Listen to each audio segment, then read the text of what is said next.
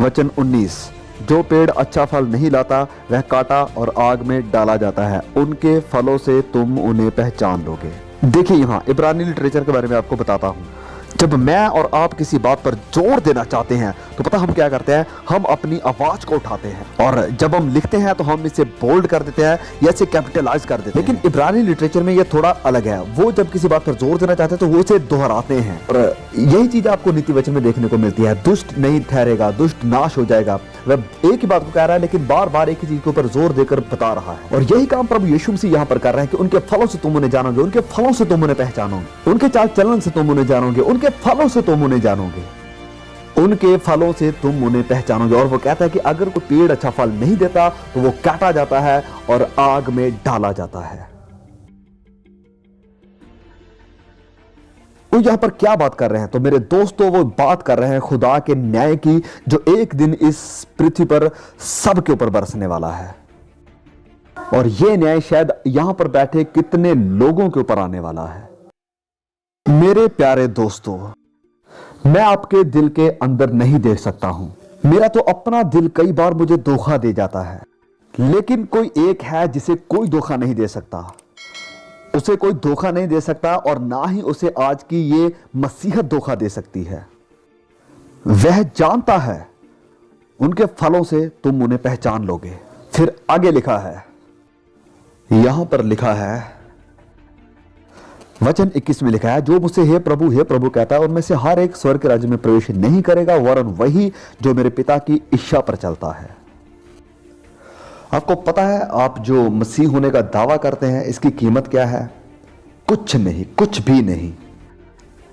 हाँ, क्या आपने वो वचन पढ़ा जो भी पढ़ा गया था? इस वचन की अच्छे से स्टडी करें। वहां पर लिखा है कि हर एक जो मुझे हे प्रभु कहता है, हर एक जो मसीह होने का दावा करता है, वह परमेश्वर के राज्य में प्रवेश नहीं करेगा। बहुत से ऐसे लोग होंगे जो हे प्रभु कहेंगे, लेकिन परमेश्वर के राज्य में प्रवेश नहीं कर पाएंगे। मेरे प्यारे बच्चों, क्या आप उनमें से एक हैं? हे प्रभु। अब चलिए वापस इब्रानी लिटरेचर में जाते हैं। वहां पर लिखा है हे प्रभु। वहां सिर्फ प्रभु ही नहीं लिखा है, वहां पर लिखा है हे प्रभु। अब इसका क्या मतलब? जो व्यक्ति यहां पर यह दावा कर रहा है वो सिर्फ अचानक से उठकर सामने नहीं आ गया कि अभी न्याय होने वाला है तो मैं प्रभु को अपना खुदा मान लूं। नहीं, ये वो व्यक्ति है जो लोगों के सामने यह दावा करता था कि यीशु खुदा है, जो जब गाने चलते थे तो उसके ऊपर नाचता था और कहता था कि यीशु खुदा है, जो गाने गाता था कि यीशु खुदा है। लेकिन प्रभु यीशु से कहते हैं कि मेरे पास से चले जाओ, मैंने तुम्हें कभी नहीं जाना। आपको पता है, बिली ग्राम बहुत ही नम्र और प्यार करने वाले एक शख्स हैं। उन्होंने कहा था कि मैं ये विश्वास करता हूं कि बहुत तादाद में ऐसे लोग हैं जो चर्च में भी आते हैं, लेकिन फिर भी खुदा के साथ उनका कोई रिश्ता नहीं है, परमेश्वर से दूर है। वो कहते हैं कि जिन लोगों ने उसकी मीटिंग्स में आकर मसीह को स्वीकार किया है, अगर उनमें से 5% भी बचाए जाते हैं तो मुझे बहुत खुशी होगी।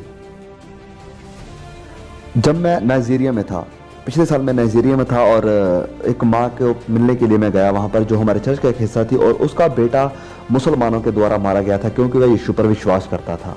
अगर आप नाइजीरिया में हैं तो आप अच्छी तरह से जानते हैं कि अगर आप यीशु पर विश्वास लाते हैं तो आप ये निश्चय जान लें कि आपके साथ भी ऐसा हो सकता है। लेकिन हमारे यहाँ, ओ मेरे प्रियो, कीमत को जानो, पहचानो, वचनों के आधार पर अपने आप को परखो। क्या तुम खुदा को जानते हो? क्या तुम खुदा को पर्सनली जानते हो? क्योंकि यहां पर लिखा है कि हर कोई जो मुझे प्रभु कहता है वह परमेश्वर के राज्य में प्रवेश नहीं करेगा। देखो यहां पर क्या लिखा है, जो मुझसे हे प्रभु कहता है उनमें से हर एक परमेश्वर के राज्य में प्रवेश नहीं करेगा, वरन वही जो मेरे पिता की इच्छा पर चलता है। कोई एक सच्चा मसीह बन चुका है। इसका सबसे बड़ा चिन्ह क्या है? मैं चाहता हूं कि हम ये फिर से सिखाना शुरू कर दें। हमारी थियोलॉजी को क्या हुआ, हमारे सिद्धांतों को क्या हुआ, हमारी शिक्षा को क्या हो गया है?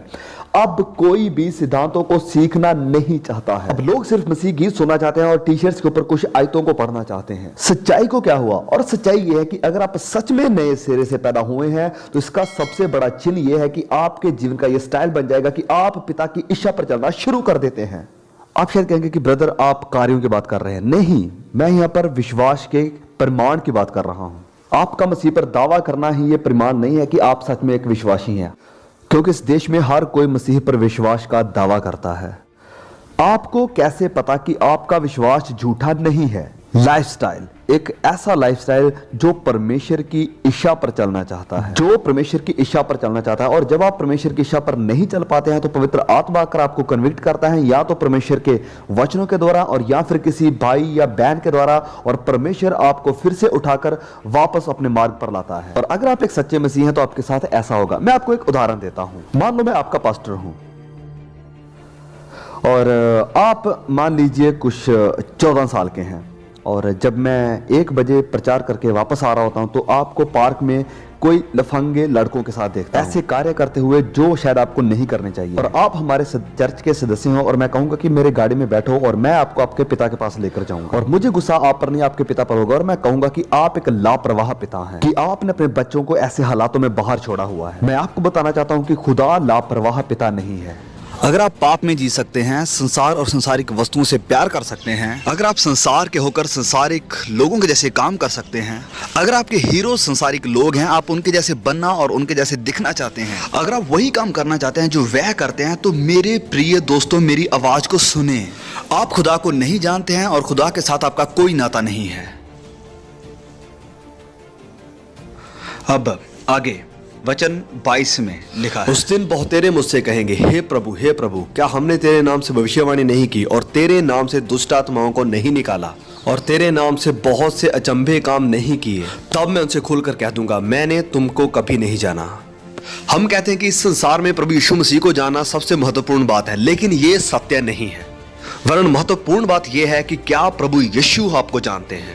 मैं राष्ट्रपति भवन में यह कहते हुए नहीं जा सकता हूं कि मैं राष्ट्रपति को जानता हूं, वरन वह लोग मुझे तभी अंदर जाने देंगे अगर राष्ट्रपति खुद बाहर आए और कहे कि मैं पॉल वॉशर को जानता हूं।